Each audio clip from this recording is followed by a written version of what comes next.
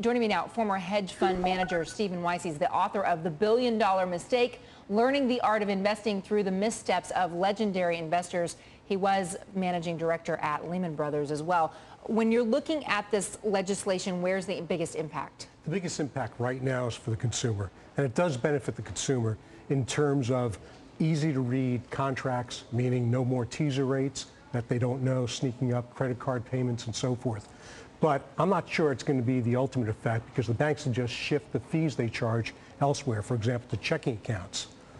So it may be a good thing for consumers who've had trouble with fees and the like in the past, but for good customers, all of a sudden you may be getting fees that you never saw in the past. Very true. What about the big banks? I mean, you had a former SEC chair here saying that it would have been better, that basically, in fact, I think I even have it here, Harvey Pitt said this legislation fixes nothing yet promises everything. I mean, the whole point was to keep banks from taking your investments, investing them in shoddy or risky investments that you didn't realize were happening, and voila, your whole pension is gone. It really does nothing there. It limits the bank's ability to invest in private equity funds, but they never really want to do that anyway to a large extent because they did that to draw other money in. And what about the fact that a lot of these regulations aren't even written? They've passed a law that still, the rules aren't even contained in the legislation. Well, that's exactly right. And it's going to be a year or 18 months before we know the ultimate effect. Obama talked about the special interest groups being pushed aside.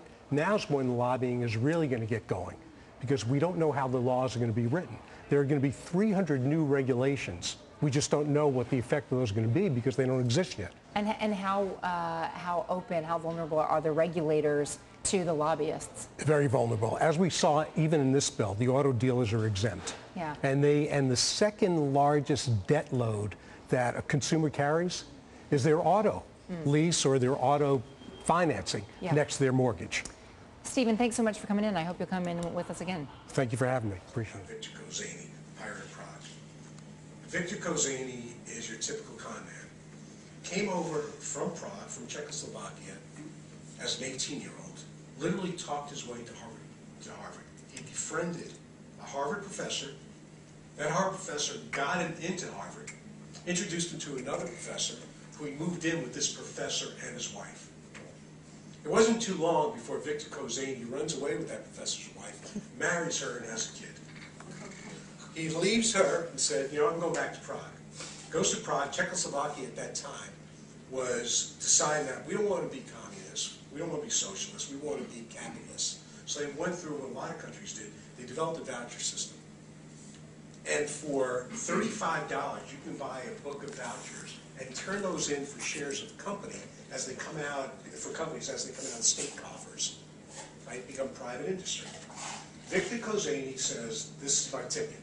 So he sets up this fund, not coincidentally called the Harvard Funds, playing off the Harvard name, obviously, and develops a Western-style advertising campaign that had never been seen over there before. And he goes on TV, he goes in print, he goes in media, give me your vouchers, and I guarantee you 10 times your money after the first year. Now, these were people that, they didn't know what stock certificates were. They weren't trusting them. I mean, they were still working on single-ply toilet paper, with 5 sheets on a roll that they can't keep on the shelves. So they don't have a lot of material objects. So they said, well, 10 times our money. That's great. Nobody redeemed in the first year. Victor Kozani eventually winds up owning 15% of all of Czechoslovakia through the voucher.